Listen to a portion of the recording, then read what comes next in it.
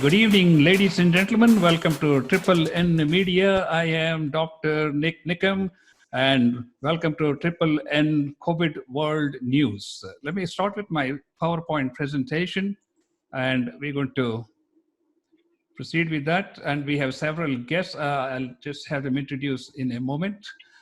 Today, we are going to be talking about the COVID-19 pandemic with particular reference to Texas, and in particular, we will be talking about the pros and cons of a possible second lockdown. Before we go into that, I am going to give you an overview of where we stand as far as the coronavirus pandemic is concerned from a world perspective all the way to the Houston Medical Center. All right, as you can see here, this is the world statistics. 8.1 million people have been detected to have coronavirus infection, with almost 438,000 people who have died, and more than half of these people, half of the people have recovered from the coronavirus all across the globe. If you look at the daily count all across the globe, the number continues to grow, and to a large extent, this increase in number is coming from places like Brazil, Russia, India, and also now we heard a few cases coming from China. We just have to wait and see what happens there.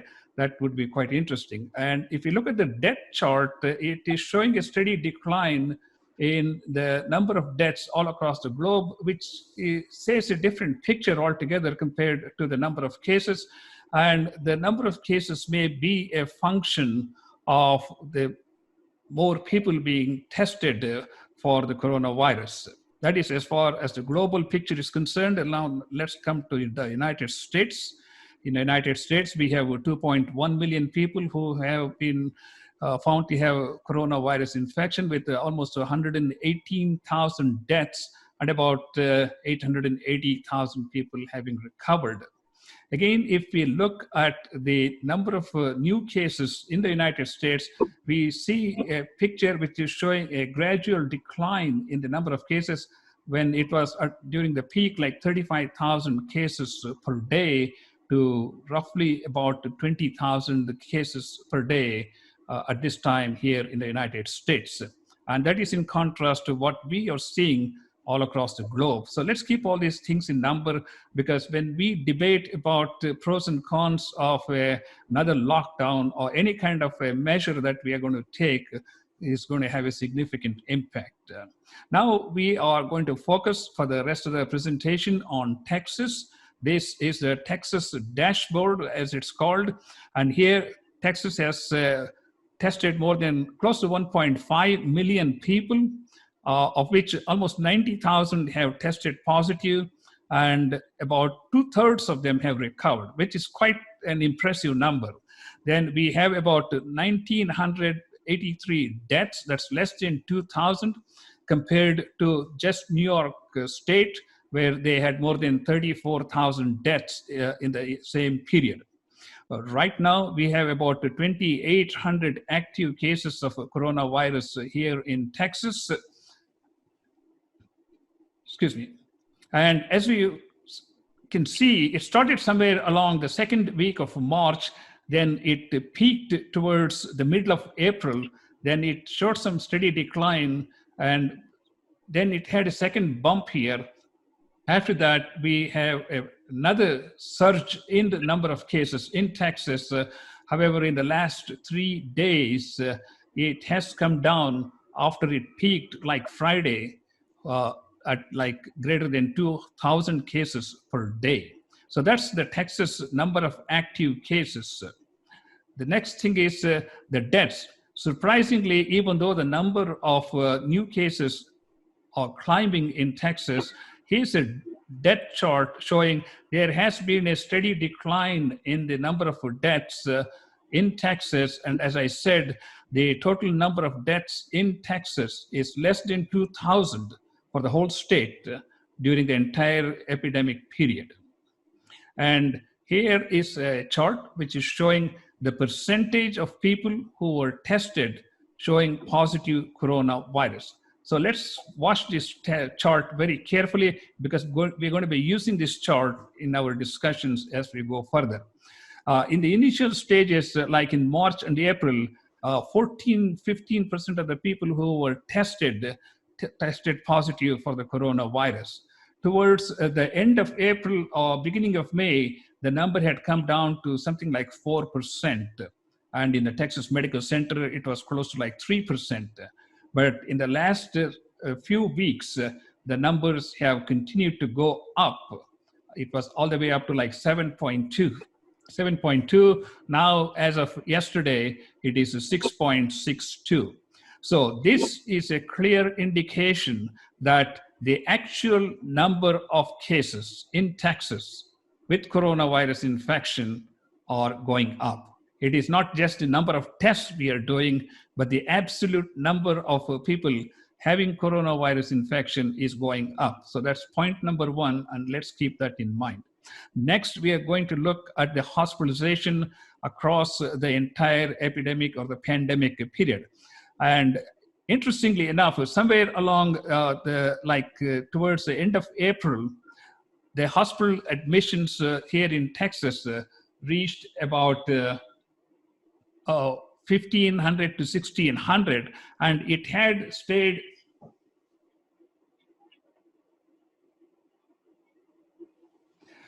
it had stayed steady for almost 4 to 6 weeks. And I was questioning, why do we have a constant level of hospital admissions in Texas?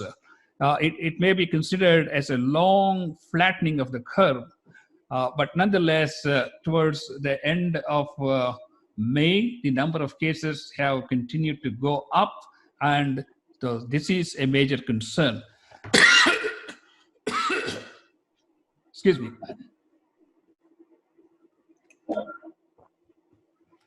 So the number of admissions to the hospitals is a concern.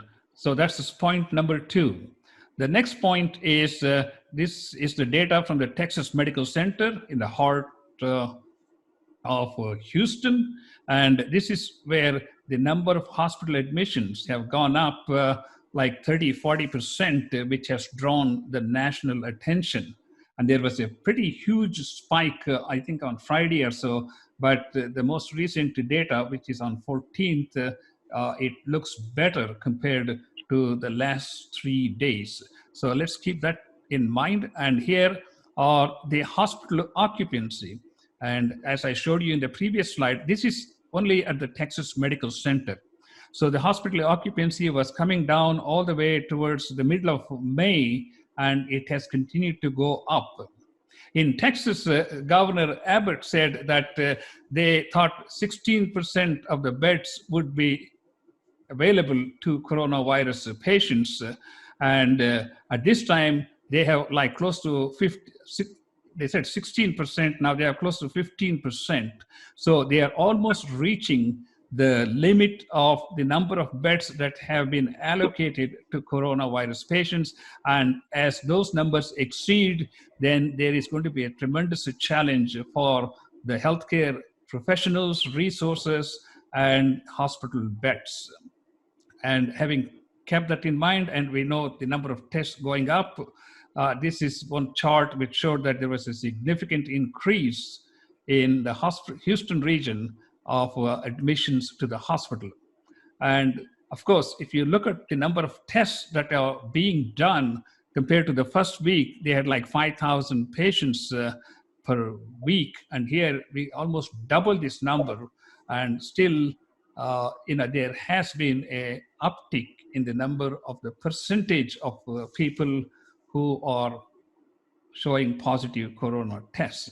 So to sum up, here are the 4 charts which raise the question as, should we be considering the lockdown, because we have an increase in the number of cases in the state of Texas. We have an increase in the percentage of people who are tested.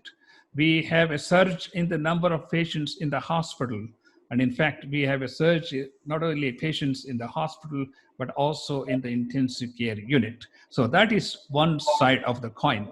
So let me look at the other side of the coin. As a doctor and as a professional, I'm going to present to you certain points, then we will debate from your perspective.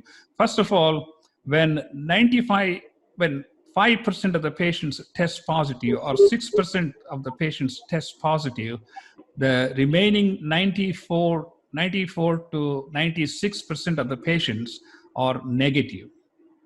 So these people don't need to be in quarantine. They don't need to be under house arrest.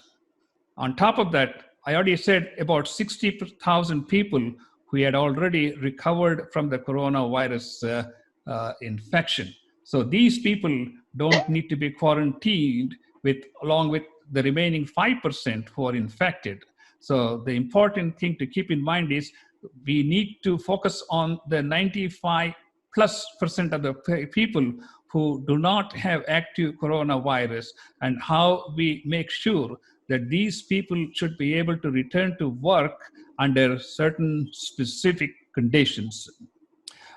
The 5 to 6% of those patients who test positive should be quarantined, and they should not be, getting in contact with the other people.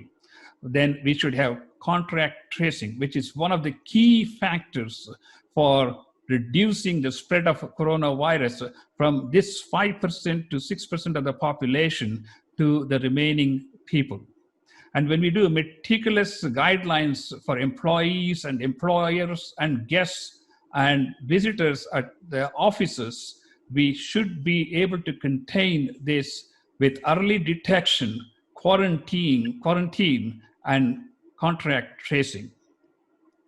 That's why I feel that when 95% of the people do not have an infection, when 50,000, 60,000 people have recovered from the virus infection, they should be able to return to work safely and work in an environment which is conducive to like a safe work environment.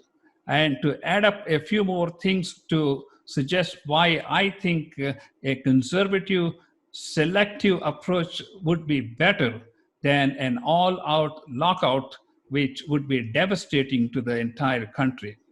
And 60,000 people gathered 3 miles from the Texas Medical Center, and no questions were raised. I'm not concerned about that, but I want to tell you, when I was doing research, I found out 3.5 million people have been working through this entire pandemic here in the United States, in grocery stores, as healthcare providers and specialists in the hospitals, first responders, people at warehouses, Walmarts, Targets, Amazon, places like this. When Amazon had a breakdown in one of their warehouses, they didn't shut down the entire Amazon. So you don't shut down the whole state or the country because you see spike in certain regions of the state, in certain business areas. That's where we need to focus and bring about mitigations. There are a lot of things we do that are riskier than going to an office or going to a doctor's office. Here's a chart which shows how risky it is. Flying in an airplane is more riskier than working in your office. How about that? Going to a restaurant and sitting down for a dinner is more riskier than going to your office. Going to bars, buffets, basketball games. So these are the areas where I think the states need to focus and reduce the exposure to people, and then focus on this area with the 95% of the population that is not infected or has recovered from the coronavirus, who can return to work and continue the economy, and at the same time continue the productivity in the country. So that is, here's a nice chart I want to sort of put together, and that is, most of you have seen this one. What I really just want to make sure is that, see, we are locking up the wrong person in the cabin here. We've taken the normal person and put them in the in a lockout. That's not the right thing to do. We need to take these people who are hacking and coughing, these people who are spreading the virus, these people who are contagious, all these people, the 5% of the population, need to be in this quarantine compartment. Whereas all these people who are healthy, they need to follow strict self-mitigation guidelines, like, getting temperature checks, using masks, and maintaining the distance. And by doing those things, we should be able to return to work and make it a safe work environment. And I mean, these are the things which I just talked about. So what I would like to do is I would like to stop the presentation here, and let's begin the conversation. Let's see who would like to go first. Okay, Chandra, go ahead. Very nice presentation, Nick. I think you covered a lot of ground there. The first observations I would like to make here is that when you are saying that the 5% of the people are positive and 95% people are either not positive or have recovered, Yes. we cannot apply that to the entire population because we have only screened 5% of the population. If it was 100%, then we could say that. So the point I made, this is a very important point. So this assumption that 95% people are either recovered or not affected by coronavirus has to be validated only after the more population has been screened. And as you know, that since only 5% of the people in general population so far have tested positive of the one who have been tested, but since only 5% have been tested, we need to go at least 15, 16 times more that number in order to find out as to, because that is what is being said very exactly by a lot of public health institutions like Minnesota, like Seattle, that in order to have developed the herd immunity, you need 65 to 75% of the people infected in the country. And I think that is still, as I said, 15, 16 times more people have to be infected. But your point is well taken, and I agree that we cannot be in a permanent lockdown. That is not practical, and it's not economically feasible. But by the same token, if we have to titrate, the country has to titrate two things. What type of medicine, vaccine is available versus not available. Because if it is available, then the scenario changes. If it is not available, then it becomes a very difficult situation. So the approach to be taken for opening or complete lockdown, and we know complete lockdown is not going to be possible, even if there is no vaccine, there is no medicine, consider it the worst case scenario. So in the worst case scenario, I like to think of the worst case scenario. And there, I think we have to come up with some innovative ideas of opening up in a manner. And you said very rightly, one of the point that you did not mention, because you could not mention, there is so much around about this, that there is a certain segment of the population which is much more vulnerable than the other one says. And I think the opening and reopening scenarios have to work around that aspect. So just to sum it up very quickly, I will not take time from other people, that we have to titrate the economy with the health issue and what the scenario is as far as the availability of the drugs or the vaccine is concerned. And then I think we can come up with this method. But we have to open, we cannot remain completely shut down. That is the bottom line. I think you make several good points, but what I would like to do is have other people express their opinions, and I'll come back and address the question that you raised about 95% of the people who have not been tested. So I have an answer to that. Okay, let's see now. Paula, are you still online? Yeah, I can speak about it. Okay, go ahead, please. Yeah, it was a nice presentation, and thanks for giving me the opportunity to talk about it. So there are two things that we can talk about it, right? Why is that spike recently happened in last 2 weeks, and how can we control those things, right? So I feel that the spike happened because of those protests and other things going around. There were a lot of gatherings all going around. So after that, I see the spike. Maybe people are spreading after that. That is one reason I can think of. And as the governor says, the testing has gone to the rural areas, jails, and other things. So the testing has increased. That's what I feel like there's a spike on the chart. So how we can control is like this is learning from other countries. Looking at my friends and families from other countries, yes, we cannot do a full lockdown. The economy cannot sustain that. But what I feel is like you can do a complete lockdown after like 6 p.m. or 8 p.m. That's when the parties are happening, the gatherings, people go play basketball, the parties, or sometimes in the weekends also, that's when people gather together and have the parties. So maybe closing down during the nights, like 9 to 6 p.m., 9 p.m. to 6 a.m., or closing down completely on Sundays. So that way the economy impact is very less, and maybe they can try it for a week or two, and if the number comes down, then they can take the next step. That's my opinion. Thank you, Vola. I think you make some excellent points. I have been doing a lot of research on this particular topic. In fact, I am trying to write a book on this one. I looked at Turkey. Turkey never had a lockdown. What they had was very strict curfew, which is what you're talking about. And that is to curb people from getting into gatherings, which usually happens after work or in the evenings or in the late nights. And that's how Turkey was able to contain the spread of a virus.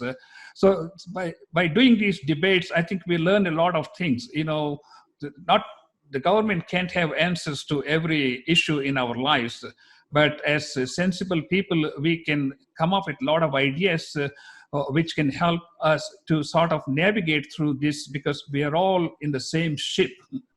It's only, we can only protect ourselves. That's the only thing that I've been telling from day one, because the government can't protect us if we can't take self-mitigation seriously. Unfortunately, in Texas, I think a lot of people have sort of given up on their mask, social distance, and some of the things that they are supposed to be doing. All of these things don't cost anything. They don't take much time, but it can cost a life. And that's an important thing to keep in mind. I think we'll go to the next person here. Devi, can you hear us? Hello? Hello? Kishore, are you online? Kishore? Kishore, can you unmute? Kishore? He's on the phone. Oh, okay. Oh, okay.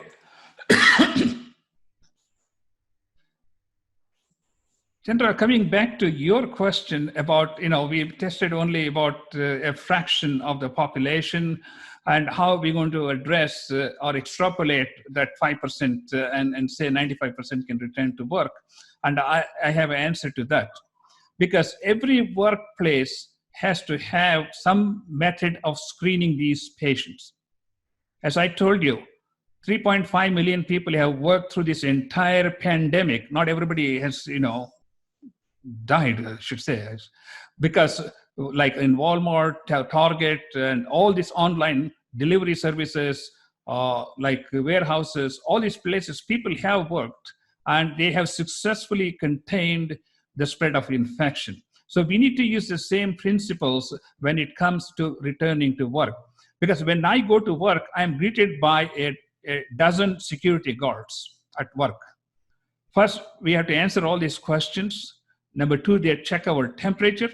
And if we fail any one of these, we will be sent to the emergency room where they're going to, do some testing. And if these patients test to have a positive coronavirus, that's how you identify this person. Then you go back to the previous slide, which I showed you, contact tracing, isolation, quarantine, and then make sure that the infection is not getting spread. So some of the onus falls on the employers, and it is important for most employers to be very vigilant of what's happening in their company, because if there is an outbreak of a virus in a large company, then the whole company has to be shut down. So, like if you're running a business with 1,000 people, you're responsible to make sure that those 1,000 people are properly screened and followed, so that everyone has the same safety guidelines. No, I think you are absolutely right. I agree with you. In fact, I don't expect 100% population to be tested. Yes, yes. But I think point is well taken that there are different indices how you can judge somebody Yes. sick or not. But the bottom line is that the herd immunity will only set in effectively when 65 to 70% people are infected, whether they are tested or not tested. Of Yes. course, that is a different point. You know, So, talking about herd immunity, in fact, I studied Sweden, yeah, which went all out for a herd immunity from day one, yeah. which has not been very successful. In fact, New York City had a immune body response of 21%, whereas in entire Sweden, the immune body response was like 7 to 8%. Well, even when people are vaccinated, everybody doesn't have the That's antibody. true. I think we just need to reach a threshold where we can curb this virus from spreading. And In fact, this growth. I'm working on a paper which I'll be submitting very soon, hopefully within a week, about this issue about reopening, the what Yes. discussion that we are having today, and proposing a way to do this, because I think, as I said in the beginning, we have to titrate economy with the health of the Yes. people. And I think two things that you mentioned very good. Positive, negative, no. What is important? What is the hospitalization? What is the death rate? Yes. I think that is the most critical point. And thirdly, the capacity to handle the patient load in case it gets to that. In fact, in India, for example, they are really adopting the same approach. And that is that in this lockdown time, they have become more prepared, they have more ventilators and preparation, even though they are very afraid that they might overrun it because Yeah. the volume of the patients. In fact, you know, just recently, I just saw that Delhi hospitals are overwhelmed with Yes. people just coming in like day and night, and they are overwhelmed to a point where they just are not able to serve all the population that's just coming. Same thing in Maharashtra or Mumbai. I mean, I'm familiar with Delhi because I used to be in Delhi a long time ago. Yeah. 9,000 bed capacity, and they project a requirement of 80,000 beds. Yeah. So I think it is astronomical compared to what they have available. Bala, Go ahead. Bala, can you hear us? Yeah, I can hear you. Yeah, go ahead. Let's hear from you. How would you approach, at your workplace or if you're working in a company? Yeah, I'm a software engineer and also have a couple of stores around. So office-wise, all this white-collar job, they are taking the measures, I guess. Yes. The things that is not taken seriously is the shops and the gathering places. So maybe we can increase some measures there. But again, as I mentioned before, if we can have a curfew after 8 p.m., that will definitely help us. And and 3 months before, people were very serious about the life and they were not worried about the money. But things change now. They are like, okay, I don't care if I die, but at least let me take care of my family, people. And Texas is having double hit. One is the coronavirus, and the second is the oil price going down, and Texas is heavily dependent on that. So complete shutdown, I don't think Texas can take it as of now. Absolutely right. So And in fact, I had. In fact, I had posted on the Facebook, and almost 100% of them said second lockdown under no circumstances. Well, it's a destruction of the civilization. How can we do that? Kishore, are you able to hear us? Can you join us? I see his name, but Kishore? His phone is... Kishore? We see him on the line. And okay, any final thoughts, gentlemen? Well, I think if I may, I think these are challenging times. Of course, needless to say that. but I think we have to be smart.